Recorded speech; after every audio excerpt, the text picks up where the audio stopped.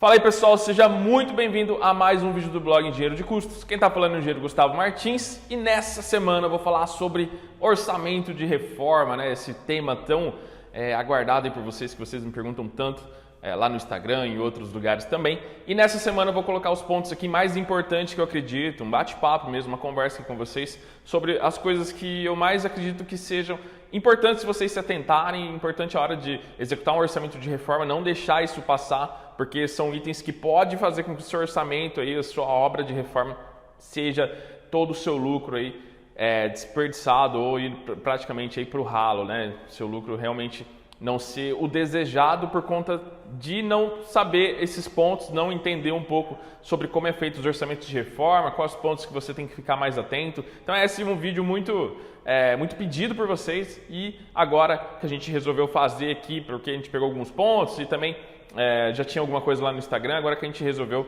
fazer esse vídeo. Então vamos lá, começando aqui já alguns pontos essenciais, né? Um dos primeiros aí é em relação à demolição. Então toda vez que a gente faz um orçamento de reforma e a gente tem a demolição de alvenaria em metros cúbicos, né? Você vai pegar a área lá, ver a espessura e fazer isso em metros cúbicos, quantificar em metros cúbicos, a gente sempre considera aqui o dobro, né? Então a gente considera 1 metro cúbico, a gente considera 2 metros cúbicos de entulho, tá? Isso é uma boa prática, não é uma regra que você deve seguir, é legal você se atentar também na sua obra para ver o que acontece, mas quando você faz a demolição da alvenaria e ela vai para a caçamba, né? Ela tá lá certinha, né? A área dela assim bonitinha, retinha. A hora que você faz a demolição, os tijolos, né? Os blocos, eles vão para a caçamba de entulho, eles não ficam encaixadinhos certinho. Então a área que você faz ali a demolição, né? O volume também, não vai ser o mesmo da caçamba, porque ali ele vai ficar meio separado, vão ter os vazios ali entre a alvenaria, vamos dizer assim, que é praticamente a mesma coisa do empolamento, né? Quando você está utilizando orçamentos, está realizando orçamentos de movimentação de terra, a gente considera o empolamento, que é a mesma coisa, que a hora que você retira da jazida lá, ele está compactado, né? Chuva, já passou um tempo ali, ele já tá, o solo já está no natural dela, a hora que você retira, ela dá uma inchada, né, no solo, e essas partículas entre os vãos, a gente considera também isso em trabalho de orçamentos de movimentação de terra, mas aqui não é diferente, você pode considerar também, tá? A gente considera o dobro, você pode considerar o que você quiser, se você se atentar às suas obras e tiver uma outra referência, também é legal. Outra coisa bacana e interessante de se evitar é se atentar às instalações. Então, às vezes você tem muitas instalações, distâncias de pontos que não dá para você ver, que está na parede, né? Às vezes a pessoa não tem ali um projeto para te mostrar de como foi feita as instalações. Dificilmente as pessoas fazem isso, né? Principalmente o projeto de as-built, né? Que ajudaria muito, mas geralmente não tem. E se tem, às vezes não seguiram. Então, às vezes tem aquela previsão, mas foi um orçamento de instalações e o executado foi totalmente diferente. Então, esses itens que você tem muitas incertezas, é bom você deixar uma gordurinha de quantificação, uma gordurinha para algum tipo de imprevisto, né? Alguma distância muito maior do que você previu ali na instalação hidráulica, elétrica e ter que refazer alguma coisa, né? Principalmente elétrica, né? Que às vezes você vai ver alguma coisa e é mais fácil fazer tudo do zero do que você tirar tudo e começar a identificar onde que vai, para onde que vai, o que foi feito. Então, às vezes, compensa você demolir tudo e fazer uma instalação nova, é mais rápido, tá? Por incrível que pareça. Então, fora isso, né, o principal que eu devia ter falado no começo do vídeo, mas acabei pulando aqui, que é a parte da visita. Acho que é um dos itens principais no orçamento de reforma, é você ir até a obra antes, né, fazer ali a visita, fazer um croquis fotográfico. Se você não tem acesso fácil a essa obra para precisar voltar lá e tirar alguma dúvida, lembro quando a gente fazia lá em 2012, 2013, que trabalhava na consultora ainda, a gente precisava ir para uma grande capital. A gente estava aqui no interior de São Paulo, em Marília, e a gente precisava ir para uma grande capital e era uma distância muito grande, de 1.000, 2.000 quilômetros, então a gente foi de avião, e teve todo aquele trabalho. Ficamos alguns dias lá, praticamente quase uma semana, e ali a gente teve que fazer relatórios fotográficos, porque a hora que a gente volta para o escritório e tem que fazer o orçamento, era um orçamento de pavimentação de rua, né? Era toda uma reforma de um centro, então era muito complicado e tinha muitas dúvidas. E naquela época não tinha tanta tecnologia para a gente ficar acessando, né, mapas, ficar vendo essa parte de GPS, né? A gente não tinha também a parte de drone, essas coisas também para ajudar, que ajuda muito se você tiver, né, tiver oportunidade. Hoje em dia reduziu muito os custos, então é interessante você ter algumas ferramentas, algumas coisas tecnológicas que vai ajudar muito. O relatório fotográfico já ajuda, é simples, é fácil, vai lá, tira dos principais pontos.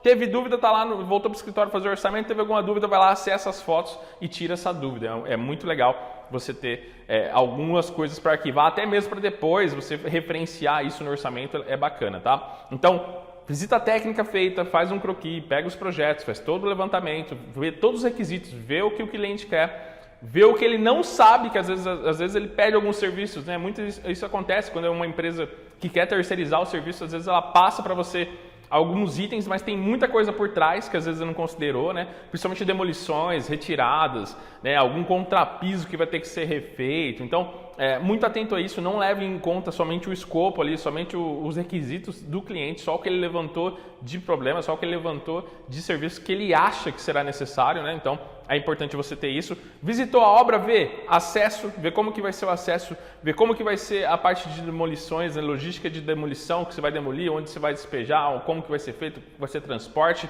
Vê a parte de limpeza, se é obras comerciais, você precisa ter limpeza constantemente, então isso influencia no custo. Horário de execução, qual horário que você vai poder executar. Se for condomínio fechado, necessariamente você tem alguns horários, você não pode fazer obra o tempo todo. Se for prédios, a mesma coisa, condomínio de prédio. Não é liberado o horário, às vezes inteiro, então tudo isso tem que estar no orçamento, que geralmente você trabalha 8 horas, mas o condomínio liberou só 6, isso precisa estar previsto também, tá? Fora isso, né, tem um exemplo clássico aqui dessa parte de logística de acesso à obra.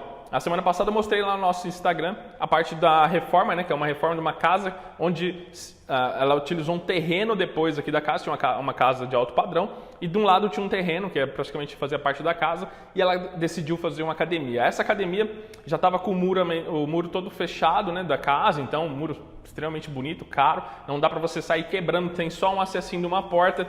E ali nessa academia, é uma academia suspensa, onde a gente teve que fazer um aterro. E esse aterro são 60 metros cúbicos. E antes de fazer o orçamento, a gente foi lá, visitou e falou, bom, não tem acesso aqui de nenhum equipamento, nenhum maquinário. Então o que tem que considerar?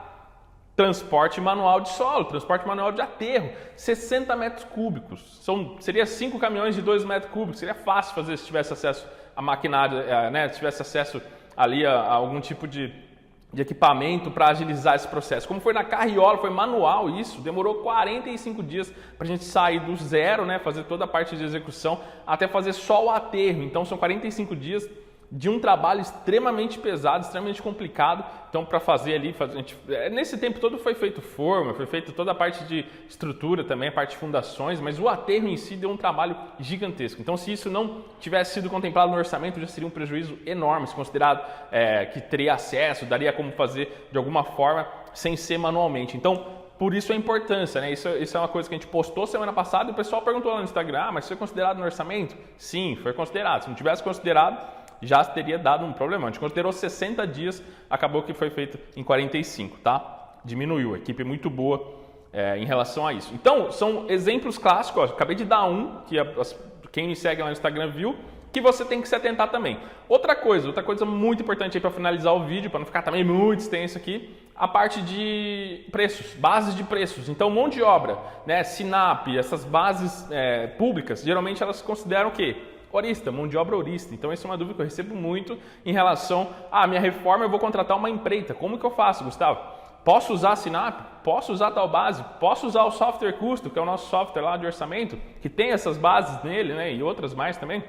Poder pode, mas você tem que se atentar muito, que a hora que você tem um cenário onde você tem mão de obra horista, pessoas registradas na sua empresa, você paga ali 5, 7 reais a hora, 10 reais a hora que seja, a hora que você pega a empreita, isso muda bastante. Então lá no e-custos gera um relatório, minha recomendação, gera um relatório lá de mão de obra, materiais e equipamentos, se quiser. E ali na coluna de mão de obra, você vem comparando com o que você orçou por fora. Então você cota isso com o empreiteiro, vai lá, leva ele, fala, ó, a gente vai ter que fazer isso, isso, isso. E depois de lançar ali, você lança rapidamente no e-custo, esse relatório gera automático. E ali você faz essa comparação. Se quiser tirar a coluna de mão de obra, colocar do valor global, também vai ajudar muito, tá? Mas sempre fazer essa comparação. É muito provável que o valor do software e da base vai dar abaixo do que o empreiteiro considerou. Muito provável que isso vai acontecer. Mas é por conta disso que eu falei, lá está considerado em horas, tem que considerar, né, todo o custo do empreiteiro, o custo de mão de obra e tudo mais, tá? Então, existe uma diferença grande aí e é bom você considerar. Algumas pessoas gostam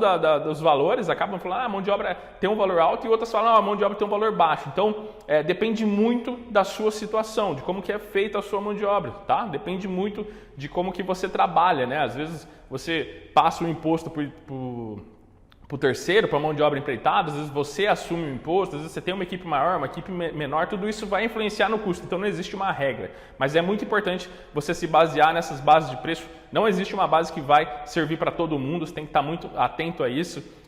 Ver também o que está sendo considerado nesses preços, né? Ver o que está considerado nesse tipo de serviço, SINAP mesmo, alvenaria, muda de acordo com o vão, muda de acordo com a distância, tempo de transporte, tá? Tudo isso muda muito e precisa ser acrescentado. Outra coisa, que os preços de materiais da SINAP, dessas bases, geralmente são para capitais. Então, se você precisa fazer uma reforma e precisa ter alguma coisa que tenha frete, esse frete não está considerado. Também é um ponto muito importante que eu vejo as pessoas não considerarem nos orçamentos. Bom, falei bastante aqui sobre reforma, espero ter ajudado a tirar essa dúvida, são vários itens aqui que vai complementar para o seu orçamento ser mais preciso. Lembrando sempre, tá com dúvida, deixa uma contingência, deixa um imprevistos, tá? Para você não perder e não diluir o seu lucro no final da obra, tá bom? Espero ter ajudado, um forte abraço e até o próximo vídeo.